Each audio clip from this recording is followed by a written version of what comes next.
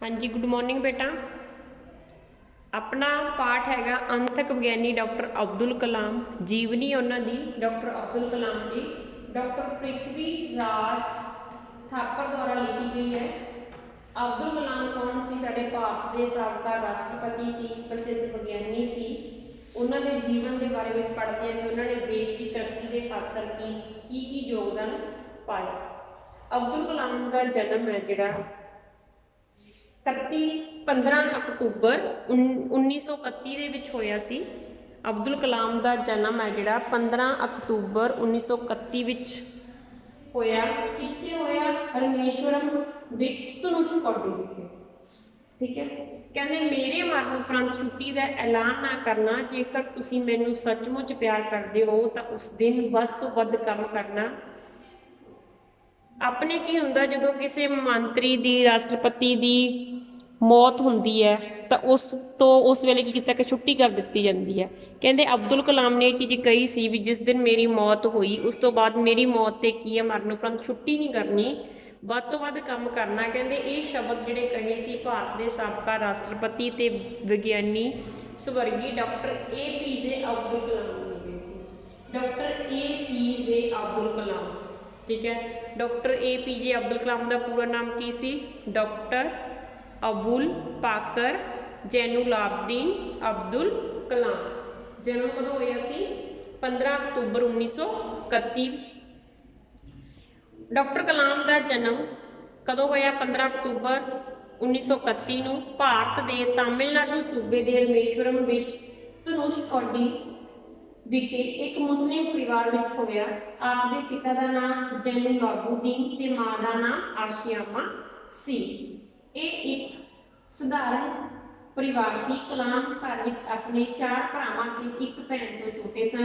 कहते कलाम के पुरखियां का किश्तियां का चोखा व्यापार सी, पर कारोबार विच घाटा पैण कारण वो काफ़ी कहते गरीब हो गए सी। इसलिए कहते अब्दुल कलाम ने अखबार वेच के जिहड़ा घर वालियां की सहायता करनी शुरू कर दी सी। कहते स्कूली पढ़ाई के दौरान अब्दुल कलाम सधारण विद्यार्थी सन, वो बहुत पर कहते वो बहुत मेहनती सन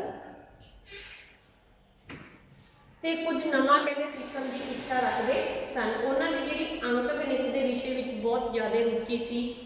कहते रामानाथापुरम तो 10वीं पास करके डॉक्टर कलाम ने तिरुचिरापल्ली तमिलनाडु के सेंट जोसफ कॉलेज तो उन्होंने भौतिक विज्ञान यानी कि फिजिक्स के BA पास की सी।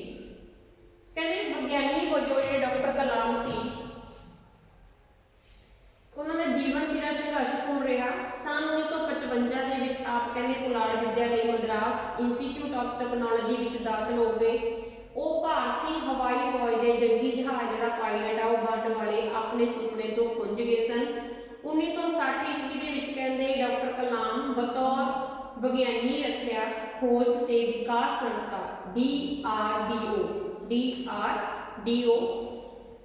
कहते शामिल हो गए। उन्होंने कहते एक छोटे होवरक्राफ्ट जोड़े होवरक्राफ्ट पानी के जो जमीन के नेड़े उड़न वाले जो जहाज होंगे ने उन्होंने कहते निर्माण करके अपने पेशेवर जीवन की शुरुआत की। पर कहते वो अपनी नौकरी की इस चोन तो संतुष्ट नहीं सन। फिर वो कहते भारतीय पुलाड़ खोज संस्था ISRO चले गए। उत्थे कहते वो पहले भारतीय जो लॉन्च व्हीकल SLV 111 के प्रोजैक्ट डायरैक्टर भी सी नियुक्त हुए सी।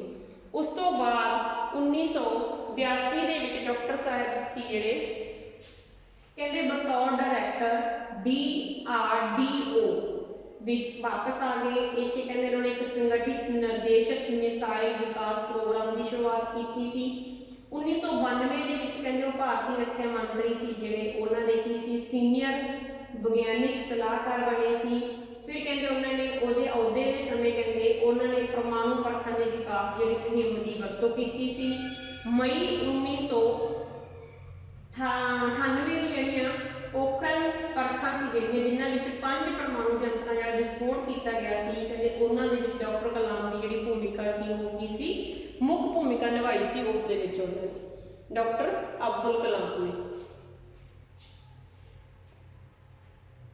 कहते इन्होंने परखा दी दुनिया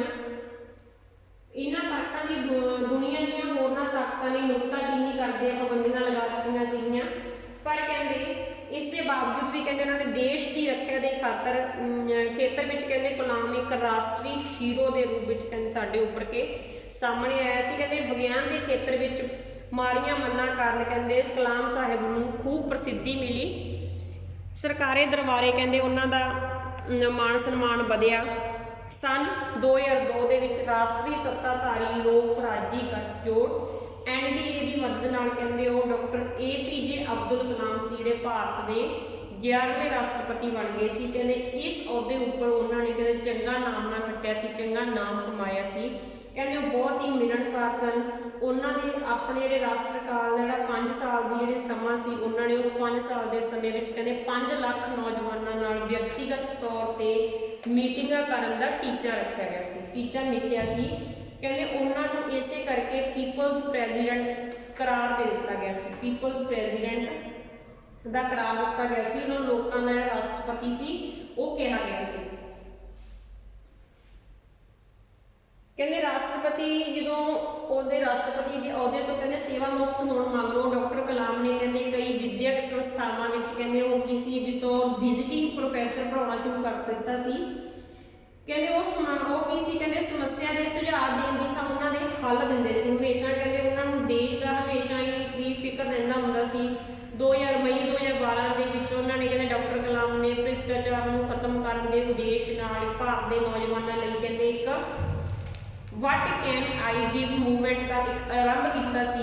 ਕਹਿੰਦੇ ਉਹਨਾਂ ਦਾ ਵਿਚਾਰ ਸੀ ਵੀ ਜੇਕਰ ਅਸੀਂ ਕਿਸੇ ਦੇਸ਼ ਨੂੰ ਜਿਹੜੇ ਭ੍ਰਿਸ਼ਟਾਚਾਰ ਮੁਕਤ ਅਤੇ ਸੁੰਦਰ ਮਨ ਵਾਲੇ ਲੋਕਾਂ ਜਿਹੜਾ ਦੇਸ਼ ਬਣਾਉਣਾ ਚਾਹੁੰਦੇ ਹਾਂ, ਜੇ ਅਸੀਂ ਸੰਸਾਰ ਵਾਲੇ ਦੇਸ਼ ਨੂੰ ਭ੍ਰਿਸ਼ਟਾਚਾਰ ਤੋਂ ਮੁਕਤ ਕਰਨਾ ਚਾਹੁੰਦੇ ਹਾਂ, ਤਾਂ ਕਹਿੰਦੇ ਸਮਾਜ ਵਿੱਚ ਜਿਹੜੇ ਕੀ ਆ ਕੰਮ ਕਰਨ ਵਾਲੇ ਜਿਹੜੇ 3 ਮੁੱਖ ਮੈਂਬਰ ਨੇ, ਪਿਤਾ, ਮਾਤਾ ਅਤੇ ਗੁਰੂ, ਉਹ ਕੀ ਇਹ ਕੰਮ ਕਰ ਸਕਦੇ ਆ। ਕਹਿੰਦੇ ਇੰਡੀਆ 2000 ਨਾਂ ਦੀ ਜਿਹੜੀ ਆਪਣੀ ਪੁਸਤਕ ਸੀ ਇਹਨਾਂ ਦੀ, ਉਸ ਦੇ ਵਿੱਚ ਕੀ ਕੀਤਾ ਸੀ ਕਹਿੰਦੇ ਇਹਨਾਂ ਨੇ ਡਾਕਟਰ ਕਲਾਮ ਨੇ ਭਾਰਤ ਨੂੰ ਨੌਲੇਜ ਸੁਪਰ ਪਾਵਰ ਬਣਾਉਣ ਵਾਲੀ ਜਿਹੜੀ ਕਾਰਜ ਯੋਜਨਾ ਸੀ ਉਹਦਾ ਕੀ ਸੀ ਪੱਖ ਪੂਰਿਆ ਸੀ। ਕਹਿੰਦੇ ਭਾਰਤ ਜਿਹੜੇ ਪਰਮਾਣੂ ਹਥਿਆਰਾਂ ਦੇ ਪ੍ਰੋਗਰਾਮਾਂ ਨੂੰ ਉਹਨਾਂ ਨੇ ਭਾਰਤ ਦੇ ਭਵਿੱਖ ਦੀ ਜਿਹੜੀ ਮਹਾਂਸ਼ਕਤੀ ਲਈ ਕਹਿੰਦੇ ਇੱਕ ਨਵਾਂ ਰਾਹ ਕਰਾ ਦਿੱਤਾ ਗਿਆ ਸੀ।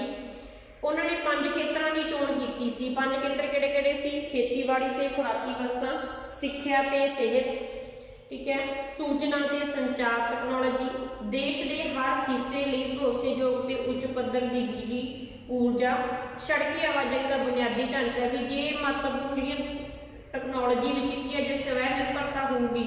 ਡਾਕਟਰ ਕਲਾਮ ਕੀ ਕਹਿੰਦਾ ਸੀ? ਕਹਿੰਦਾ ਡਾਕਟਰ ਕਲਾਮ ਇਹ ਕਹਿੰਦਾ ਸੀ ਵੀ ਉਹਦੇ ਅਨੁਸਾਰ ਕੀ ਸੀ ਵੀ ਇਹ ਜਿਹੜੇ ਸਾਰੇ ਖੇਤਰ ਨੇ ਇਹ ਇੱਕ ਦੂਜੇ ਤੇ ਕੀ ਹੈ ਨਿਰਭਰ ਨੇ।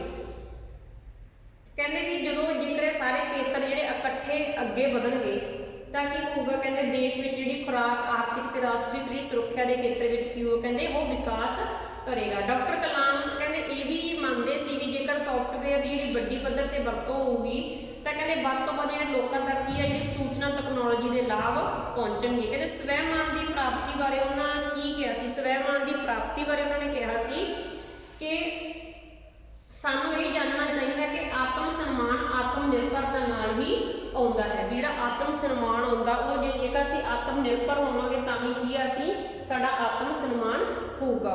ਕਹਿੰਦੇ ਅਬਦੁਲ ਕਲਾਮ ਕੀ ਸੀ? ਇੱਕ ਤਿਆਗ ਦੀ ਮੂਰਤ ਸਨ। ਉਹਨਾਂ ਨੇ ਵਿਆਹ ਨਹੀਂ ਕਰਵਾਇਆ ਸੀ, ਸਾਰੀ ਜ਼ਿੰਦਗੀ ਕੀ ਹੈ ਦੇਸ਼ ਦੇ ਲੇਖੇ ਲਾ ਦਿੱਤੀ ਸੀ। ਉਹ ਸਾਦਗੀ ਜਿਹੜੀ ਪਸੰਦ ਦੇ ਇਨਸਾਨ ਸੀਗੇ। ਉਹ ਸਵੇਰੇ ਕੀ ਸੀ ਕਹਿੰਦੇ ਸਵੇਰੇ ਰਾਤ ਨੂੰ ਕਹਿੰਦੇ 2 ਵਜੇ ਸੌਂਦੇ ਸੀ ਤੇ ਸਵੇਰੇ 6:30 7 ਵਜੇ ਕੀ ਆ ਉੱਠਦੇ ਸੀ। ਜਿਹੜੀ ਉਹਨਾਂ ਦੀ ਰਹਿਣੀ ਬਹਿਣੀ ਸੀ ਉਹ ਸਾਦੀ ਸੀ। ਉਹਨਾਂ ਕੋਲ ਨਾ ਹੀ ਕਦੇ ਟੀਵੀ ਰੱਖਿਆ ਸੀ ਉਹਨਾਂ ਨੇ। ਕਹਿੰਦੇ ਮੌਤ ਸਮੇਂ ਵੀ ਉਹਨਾਂ ਕੋਲ ਕੁਝ ਜਿਹੜੀਆਂ ਨਿੱਜੀ ਚੀਜ਼ਾਂ ਵਸਤਾਂ ਹੀ ਪ੍ਰਾਪਤ ਹੋਈਆਂ ਸੀ। ਉਹਦੇ ਵਿੱਚ ਕੀ ਸ਼ਾਮਲ ਸੀ? ਕਿਤਾਬਾਂ ਸੀ, ਕੱਪੜੇ ਸੀ, ਇੱਕ ਵੀਣਾ ਸੀ, ਇੱਕ CD ਪਲੇਅਰ ਸੀ ਤੇ ਲੈਪਟਾਪ ਸੀ। ਕਹਿੰਦੇ ਜਿਹੜੀ 2011 ਦੇ ਵਿੱਚ ਇੱਕ ਫਿਲਮ ਬਣੀ ਸੀ I Am ਕਲਾਮ, ਕਹਿੰਦੇ ਉਸ ਵਿੱਚ ਉਹਨੂੰ ਗਰੀਬਾਂ ਦਾ ਮਸੀਹਾ ਦਰਸਾਇਆ ਗਿਆ ਸੀ। ਕਹਿੰਦੇ ਛੋਟੂ ਨਾਂ ਦੇ ਜਿਹੜੇ ਰਾਜਸਥਾਨੀ ਬੱਚੇ ਨੇ ਆਪਣੇ ਕਹਿੰਦੇ ਵੀ ਇਸ ਦੇ ਮਾਣ ਵਿੱਚ ਜਿਹੜਾ ਆਪਣਾ ਨਾਮ ਹੈ ਆਪਣੇ ਠੀਕ ਹੈ ਪੂਜਨਯੋਗ ਕੋਈ ਜਾਂ ਮਨਭਾਉਂਦੀ ਸ਼ਖਸੀਅਤ ਦੇ ਉਹਦੇ ਵਿੱਚ ਉਹਨੇ ਆਪਣਾ ਇੱਕ ਨਾਮ ਰੱਖਿਆ ਸੀ। ਜਿਹੜਾ ਆਪਣਾ ਨਾਮ ਕੀ ਰੱਖਿਆ ਸੀ? ਉਹਨੇ ਕਲਾਮ ਰੱਖਿਆ ਸੀ।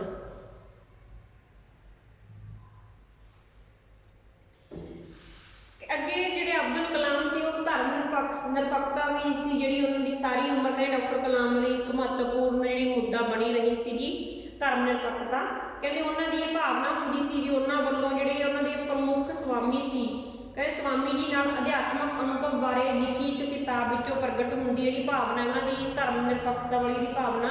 ਕਹਿੰਦੇ ਉਹ ਰੋਜ਼ਾਨਾ ਨਮਾਜ਼ ਤੇ ਰਮਜ਼ਾਨ ਦੇ ਰੋਜ਼ੇ ਡਾਕਟਰ ਕਲਾਮ ਦੇ ਧਾਰਮਿਕ ਵਿਸ਼ਵਾਸਾਂ ਵਿੱਚ ਸ਼ਾਮਲ ਸਨ।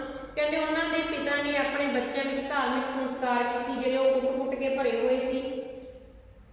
ਕਹਿੰਦੇ ਉਹ ਨੌਜਵਾਨ ਕਲਾਮ ਦੇ ਅੰਦਰ ਵੀ ਜਿਹੜੇ ਇਹ ਧਰਮ ਵਿਸ਼ਵਾਸ ਤੇ ਜਿਹੜੇ ਪ੍ਰਵਚਨ ਵਾਲੇ ਗੁਣ ਕਹਿੰਦੇ ਸੁਣ ਕੇ ਕਹਿੰਦੇ ਉਹ ਕੀ ਸੀ, ਬਹੁਤ ਖੁਸ਼ ਹੁੰਦੇ ਸੀ। ਕਹਿੰਦੇ ਧਾਰਮਿਕ ਸਮਾਜਿਕ ਤੇ ਰਾਜਨੀਤਿਕ ਨੇਤਾਵਾਂ ਵਿਚਕਾਰ ਜਿਹੜੀ ਆਪਸੀ ਗੱਲਬਾਤ ਹੁੰਦੀ ਸੀ, ਜਿਹੜੀ ਪ੍ਰਵਚਨ ਦੀ ਗੁੜਤੀ ਹੁੰਦੀ ਸੀ, ਕਹਿੰਦੇ ਉਹ ਡਾਕਟਰ ਕਲਾਮ ਨੂੰ ਘਰ ਤੋਂ ਹੀ ਪ੍ਰਾਪਤ ਹੋਈ ਸੀ। ਉਹ ਮੰਨਦੇ ਸੀ ਵੀ ਜਿਹੜਾ ਮਹਾਨ ਲੋਕਾਂ ਲਈ ਤਾਂ ਕਹਿੰਦੇ ਧਰਮ ਕੀ ਹੈ, ਦੋਸਤ ਬਣਾਉਣ ਦਾ ਇੱਕ ਮਾਧਿਅਮ ਹੈ, ਪਰ ਜਿਹੜੀ ਛੋਟੀ ਸੋਚ ਜਿਹੜੇ ਲੋਕ ਹੁੰਦੇ ਨੇ ਉਹ ਧਰਮ ਨੂੰ ਕੀ ਹੈ ਕਹਿੰਦੇ ਇੱਕ ਲੜਾਈ ਦਾ ਸਾਧਨ ਬਣਾ ਲੈਂਦੇ ਨੇ।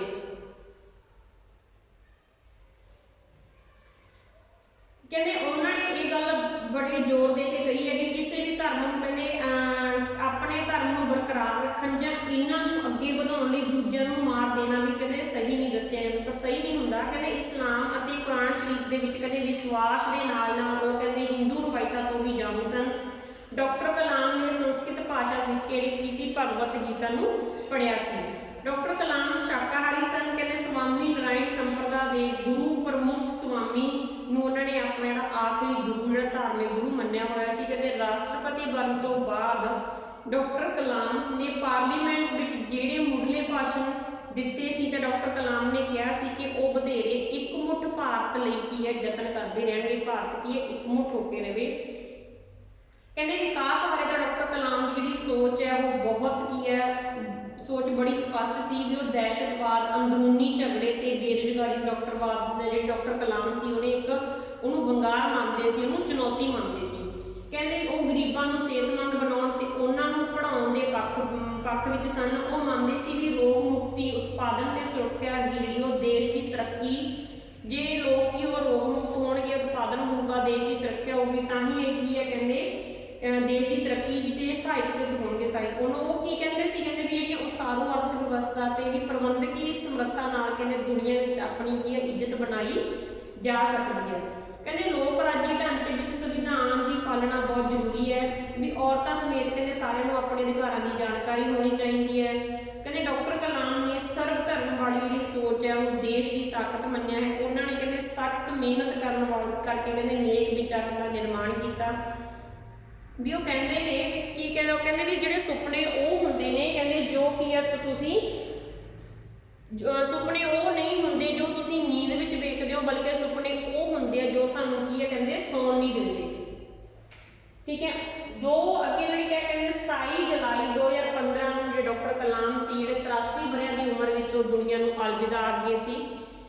ਕਹਿੰਦੇ ਉਹ ਇੰਡੀਅਨ ਇੰਸਟੀਚਿਊਟ ਆਫ ਮੈਨੇਜਮੈਂਟ ਵਿੱਚ ਭਾਸ਼ਣ ਦੇ ਰਹੇ ਸੀ। ਉੱਥੇ ਕਹਿੰਦੇ ਉਹਨਾਂ ਨੂੰ ਦਿਲ ਦਾ ਦੌਰਾ ਪੈਣ ਨਾਲ ਦੇਹਾਂਤ ਹੋ ਗਿਆ ਸੀ। 30 ਜੁਲਾਈ 2015 ਨੂੰ ਉਹਨਾਂ ਦੇ ਕਹਿੰਦੇ ਆਪਣੇ ਸੂਬੇ ਵਿੱਚ ਕਹਿੰਦੇ ਪੂਰੇ ਸਰਕਾਰੀ ਸਨਮਾਨਾਂ ਦੇ ਨਾਲ ਉਹਨਾਂ ਦਾ ਅੰਤਿਮ ਸੰਸਕਾਰ ਕੀਤਾ ਗਿਆ।